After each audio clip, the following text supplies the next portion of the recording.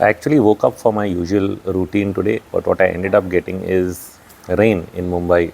Very, very rare for this month, but I guess that's how hot it must have gotten relative to what it usually is. Is it the El Nino effect? Well, anyway, we are seeing huge divergences in the US itself. I've posted a dozen charts of US stocks. You can look at them at India charts, intermarket analysis, you'll find them there. And what you see is a clear outperformance by a lot of the tech stocks, which is not even reflected, I think, fully in the Nasdaq. So the Nasdaq is also showing that outperformance relative to what the Dow and S&P have been doing, mainly because of the banking sector problems. So the banking sector problems are isolated. That is what it will look like if you scan across even the FANG stocks. You see it very, very clearly.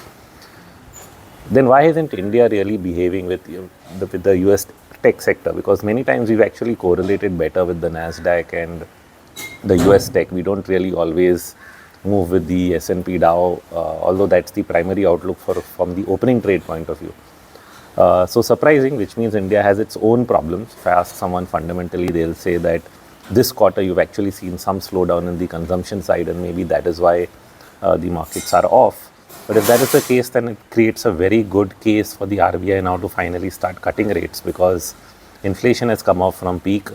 You have global rates coming off from peak. The dollar's down for 6 months, and so there's a good case that they actually move the other way. They just haven't done so yet, and so that would probably be the only thing that can stimulate what looks like India not breaking away from global problems after even the Adani issues sort of discounted, and even though the US tech sector, like I said, is outperforming. So that's the thing to watch out for.